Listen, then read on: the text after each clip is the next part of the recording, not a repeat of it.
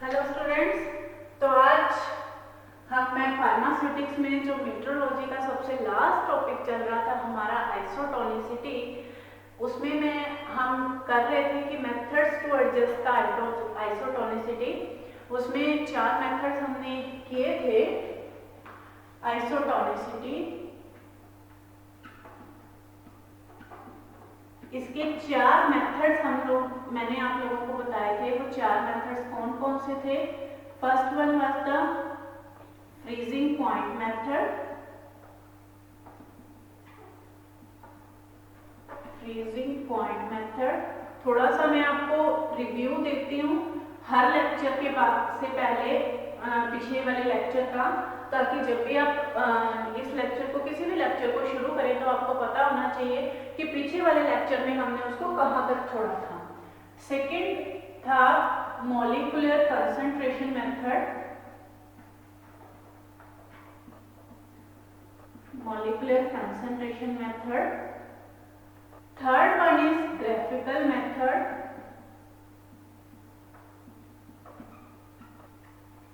And last one is sodium chloride equivalent method. Freezing point method और molecular concentration method आप लोगों को मैंने लास्ट लेक्चर में क्लियर किया था। फ्रीजिंग पॉइंट मेथड में मैंने आपको बताया था कि जो हमारा ब्लड प्लाज्मा है उसका फ्रीजिंग पॉइंट -0.52 डिग्री सेल्सियस होता है। अगर कोई भी any fluid which will have the same freezing point as that of the blood plasma, it will be isotonic with our body fluid, and the method formula which was used, it was equal to -0.52 minus A upon B, where A was the unadjusted substance जिसका हमने solution बनाना है, और B वो substance था जो हमने second solute use करना है to adjust the freezing point. इसमें मैंने आपको कोकेन हाइड्रोक्लोराइड का एग्जांपल दिया था। सेकेंड मेथड था हमारा मॉलिक्यूलर कंसंट्रेशन मेथड, कि जो ब्लड प्लाज्मा है उसकी जो मॉलिक्यूलर कंसंट्रेशन है वो 0.03% वेट बाय वॉल्यूम होती है, कि 0.03% of gram of the solute is dissolved in the 100 ml of the solvent। तो कोई भी solution which will have the same molecular concentration as that of the blood plasma will be isotonic with our body fluid। तो इसका भी मैंने आपको 2 method बताए थे, 0.03 into ग्राम मॉलिक्यूलर वेट। ये तो ग्राम मॉलिक्यूलर वेट वाला जो अकेला फॉर्मूला था, it was for the unionised solution, and if the ionised solution तो it will be equal to the divided by number of the ions. कुछ remind हुआ? याद आया पीछे वाला कुछ लेक्चर? चलिए, यहाँ तक मैं आपको क्लियर कर चुकी थी। अगर इसमें फिर भी कोई आपको डाउट रह जाता है तो आप एक बार पीछे वाली वीडियो क्लिक करें। पीछे वाली वीडियो में आप इसके न्यूमेरिकल्स देखेंगे तो उससे आपको ये कंसेप्ट और अच्छे से क्लियर हो जाएंगे। अब जो नेक्स्ट मेथड है वो है हमारा ग्राफिकल मेथड। ग्राफिकल मेथड के अंदर हम क्या करते हैं, सबसे ज्यादा मोस्ट वाइडली यूज्ड जो मेथड है वो है ग्राफिकल मेथड। ग्राफिकल मेथड, इसको रब कर दो, नोट किया हुआ है आपने। चारों मेथड्स मैंने आपको पहले भी नोट करवाए हुए हैं। कोशिश करेंगे कि ग्राफिकल मेथड और ग्राम इक्विवेलेंट मेथड 2 ही मेथड रहते हैं कि इस लेक्चर में ये टॉपिक हमारा कंप्लीट हो जाए। Graphical method,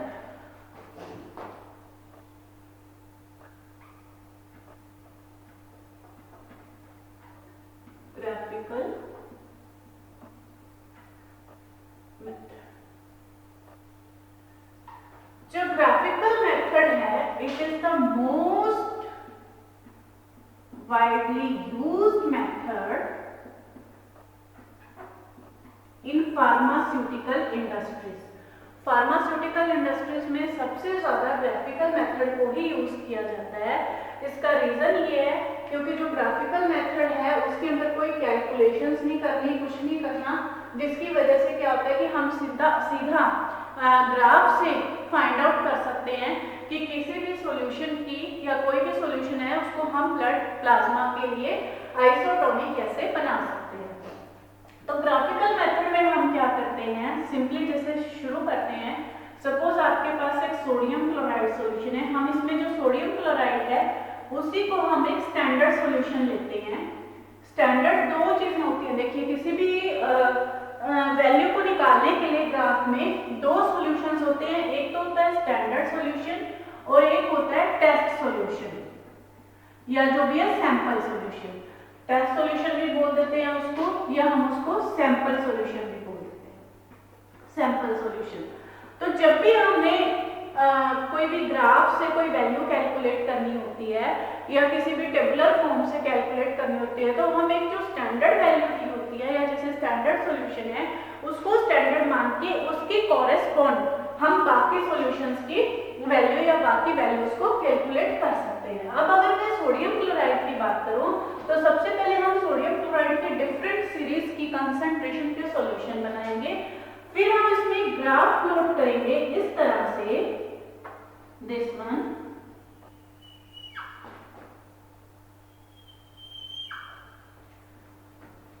this is the 0 0, this one is y axis, पता ही है आपको, and this one is x axis।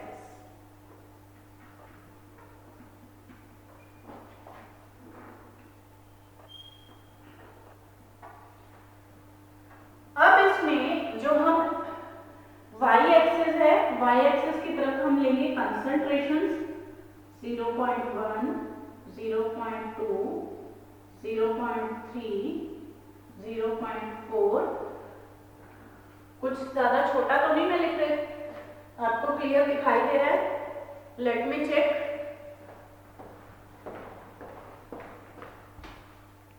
Yes, clear है।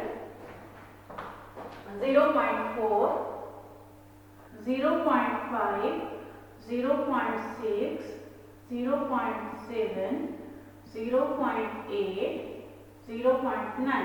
ये मैंने एक्चुअली इसको 0. हाँ थोड़ा मुश्किल हो जाएगा, just wait for just minute, 1 minute. इसको और छोटा ले लेते हैं इसके ग्राफ को, क्योंकि आगे ये ग्राफ फिर इतना बड़ा कर नहीं पाएंगे। 2 के डिफरेंस में ले लेते हैं इसको, थोड़ा सा और इजी हो जाएगा हमारे लिए। 0.2, 0.4, 0.6, 0.8, 1, 1.2, 1.4, 1.6, 1.8 एंड 2। और अगर हम इस तरफ लेंगे सोडियम क्लोराइड की एक्स एक्सिस पे फ्रीजिंग पॉइंट, फ्रीजिंग पॉइंट होंगे 0.1, तो यहाँ जब हमने इसको 2 के उसमें लिया है तो यहाँ भी इस तरह से लेंगे 0.1, 0.2, 0.3, 0.4, 0.5, 0.6 और इस तरह से 0.7, इस तरह से लेंगे। अब अगर मैं सोडियम क्लोराइड की कर्व ड्रॉ करूं, सोडियम क्लोराइड की कितनी थी? ये 0.9, यहाँ इसका 0.9% कंसंट्रेशन है सोडियम क्लोराइड का, और इसका फ्रीजिंग पॉइंट कितना था? फ्रीजिंग पॉइंट है 0.52, दिस वन, ठीक। तो अगर मैं इसकी कंसंट्रेशन ड्रॉ करूं 0.9 और 0.52 की, तो ये जो कंसंट्रेशन हमारे पास आएगी, इसको मैं थोड़ा सा और बड़ा कर दूं तो आपको थोड़ा सा इसको क्लियर समझ में आ जाएगा, क्योंकि वो छोटा लग रहा है शायद। Just a minute please.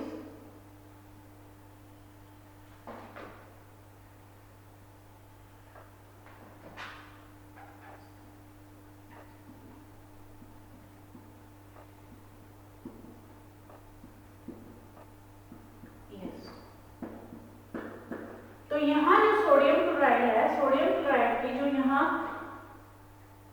Freezing point आएगा 0.52 आएगा। तो अगर मैं इसका ग्राफ प्लॉट करूं तो ये ग्राफ आएगा कुछ इस तरह से।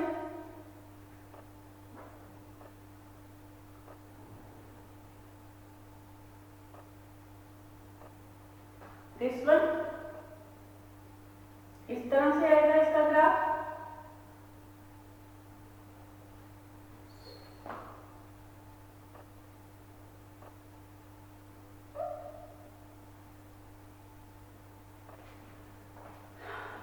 सॉरी, ये एक्चुअली उल्टी इमेज बना दी मैंने इसकी। इस तरह से नहीं आएगा, इस तरह से।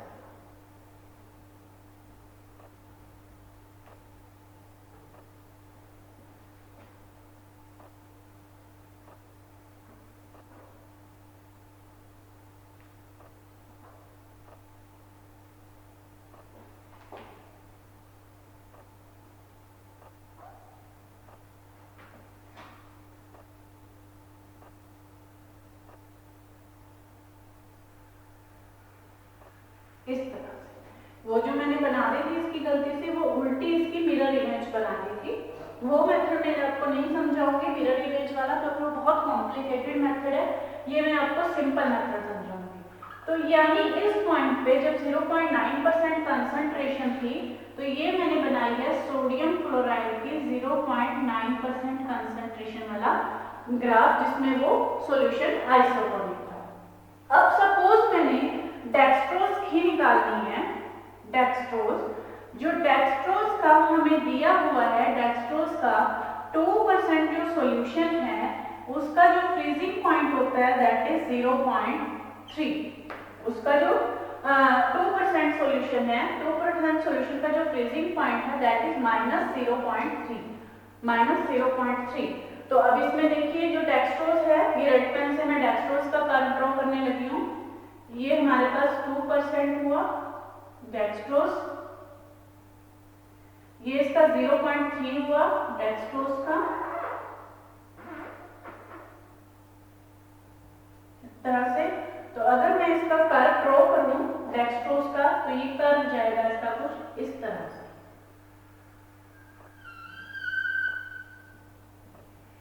दिस वन, ये हुआ डेक्सट्रोज का कर्व 2% सॉल्यूशन का।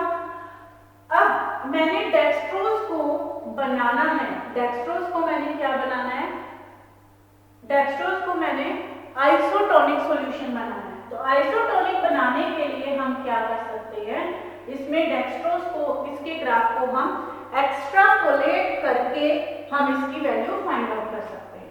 तो एक्स्ट्रापोलेट करने के लिए मुझे थोड़ा सा रब करना पड़ेगा, क्योंकि मेरा ग्राफ थोड़ा ऊपर जाएगा, अदरवाइज आपको समझ में नहीं आएगी कि क्या हो रहा है इसमें।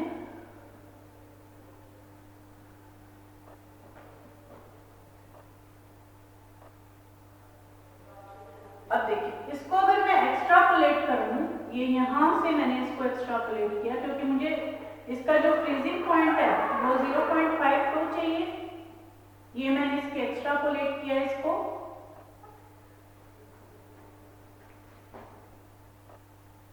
जहां मैं ये डैश दिखा रही हूं, इसका मतलब वो एक्स्ट्रापोलेट किया। ठीक,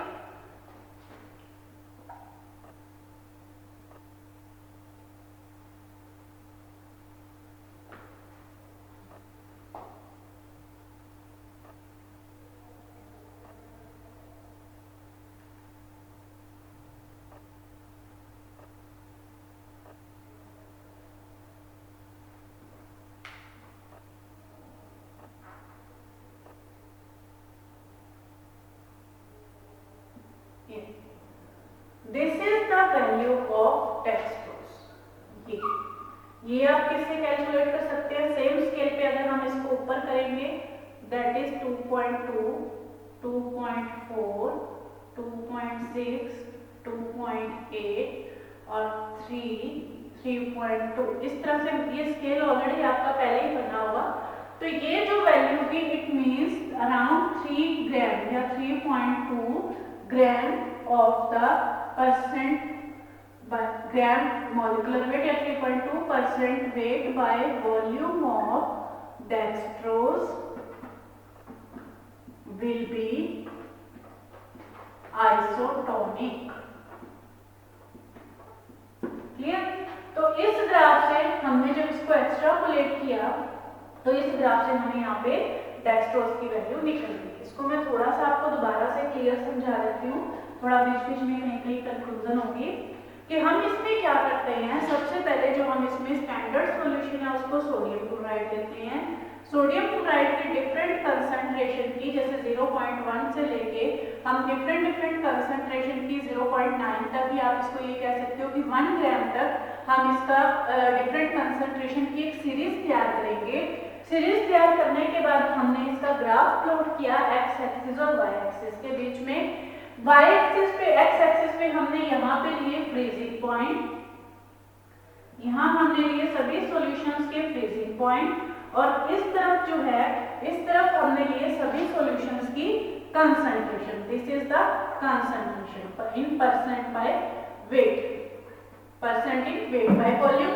तो जब इसको हमने NaCl का ये ग्राफ प्रिपेयर किया, अब जो भी हमारा टेस्ट सॉल्यूशन है या सैंपल सॉल्यूशन है, उस टेस्ट सॉल्यूशन या सैंपल सॉल्यूशन का सेम ग्राफ हमारे पास जो गिवन है, जैसे 2% का हमने दिया था कि 0.3 जो है इसका फ्रीजिंग पॉइंट होता है, उसको हमने उसके ऊपर ग्राफ प्लॉट किया और एक्स्ट्रापोलेट करके हम ये फाइंड आउट कर सकते हैं कि how much amount of the sample और the test solution can be used and how much percentage of the particular solute can be used to make it isotonic with the blood plasma।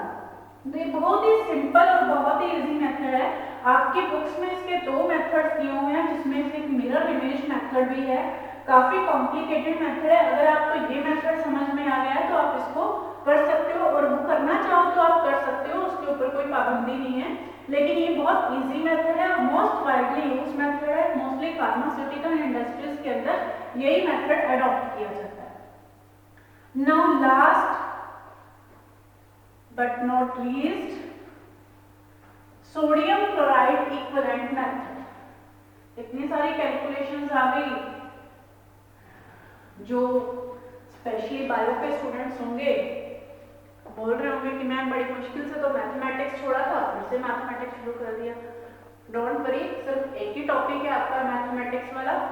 Next one is the sodium chloride equivalent method.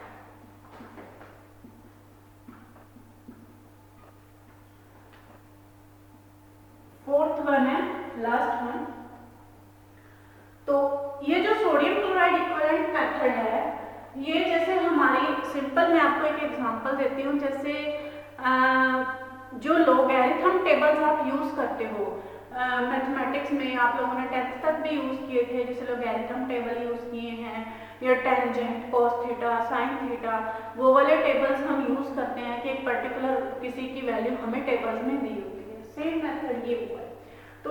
तो ये भी बहुत ज़्यादा usable method है graphical method के साथ साथ। देखिए, कभी भी अगर फार्मास्यूटिकल इंडस्ट्रीज में कोई भी प्रिपरेशन बनाई जाती है या किसी भी चीज़ के ऊपर, जैसे सपोज आइसोटोनिक सॉल्यूशन बनाए, तो ऐसा नहीं है कि अकेला उसके लिए कोई सिर्फ ग्राफिकल मेथड यूज किया, क्योंकि ग्राफिकल मेथड में कैलकुलेशन नहीं है। वो तो सिर्फ कोई एक्सपर्ट्स या जिनको बहुत ज़्यादा एक्सपर्ट है वही अपने ग्राफ प्लॉट करके उसके एग्जैक्ट कंसंट्रेशन फाइंड आउट कर सकते हैं।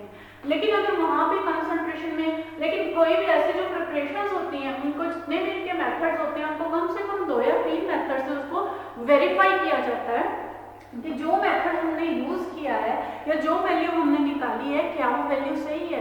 और इस केस में तो चेक करना भी बहुत जरूरी है, क्योंकि अगर हम आइसोटोनिक सॉल्यूशन बना रहे हैं, बाय चांस अगर वो सॉल्यूशन आइसोटोनिक ना होके हाइपरटोनिक या हाइपोटोनिक बन जाता है, तो सोचिए उसका क्या एडवर्स इफेक्ट होगा आपकी बॉडी पे। तो सोडियम क्लोराइड इक्विवेलेंट मेथड में जस्ट क्या है, it is a tabular method, it is a tabular method जिसके अंदर सिंपल आपको सोडियम क्लोराइड इक्विवेलेंट की वैल्यू दी होती है। जैसे सपोज मैं एक एग्जांपल देती हूँ कि 0.5% जो पोटेशियम क्लोराइड सॉल्यूशन है, उसके लिए जो सोडियम क्लोराइड इक्विवेलेंट की वैल्यू दी होती है, तो उसके लिए सोडियम क्लोराइड इक्विवेलेंट की वैल्यू है 0.76 सोडियम क्लोराइड इक्विवेलेंट। मतलब ये किसके इक्वल है, 0.76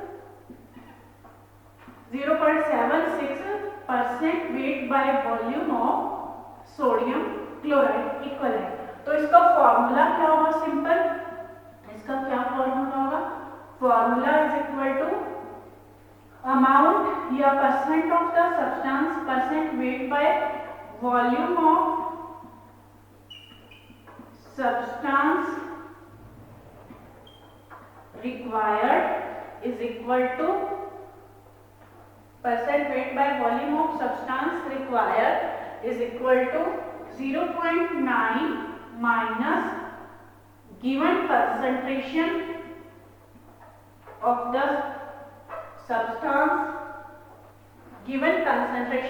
substance into sodium chloride equivalent value। अब इस केस में अगर मैं कहूँ कि 0.5% KCl को हम कैसे बनाएंगे, तो 0.5% KCl में 0.9 तो हमेशा कांस्टेंट है, कंसंट्रेशन इसकी क्या होगी? दैट इज 0.5 और इसमें इक्विवेलेंट वैल्यू क्या है? Sodium chloride equivalent 0.76। तो इस मेथड से आप कैलकुलेट कर सकते हो कि कोई भी सॉल्यूशन जो है उसको हम आइसोटोनिक कैसे बना सकते हैं। तो ये 4 मेथड थे जो मैंने आइसोटोनिसिटी में आपको पढ़ाए हैं। चारों मेथड शायद ही आपको इकट्ठे किसी बुक में मिले। ये हो सकता है कि किसी एक बुक में वेट फॉर अ मिनट,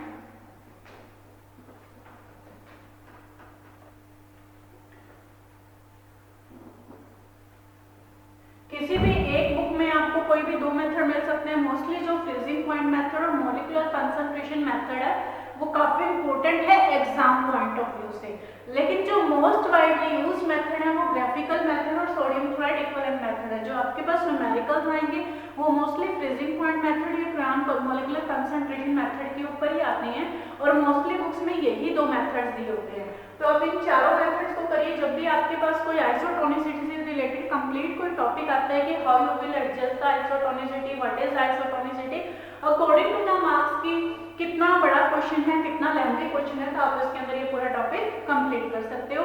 तो इसी के साथ हमारा ये मेट्रोलॉजी का टॉपिक यहाँ खत्म होता है। आप इसको देखिए, ध्यान से देखिए, एक बार नहीं समझ आते तो आप वीडियो रिपीट करके देखिए और इसमें अगर आप कोई भी डाउट हो तो आप अपने कमेंट बॉक्स में छोड़ सकते हैं। Thank you, thanks a lot. और नेक्स्ट लेक्चर में हम कुछ नया लेते आएंगे, कुछ नया आपके साथ शेयर करेंगे।